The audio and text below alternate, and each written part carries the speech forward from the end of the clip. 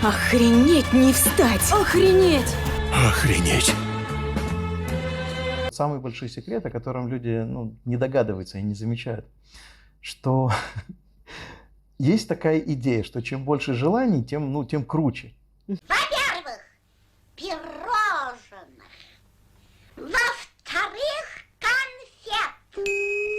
А в-третьих, мороженого.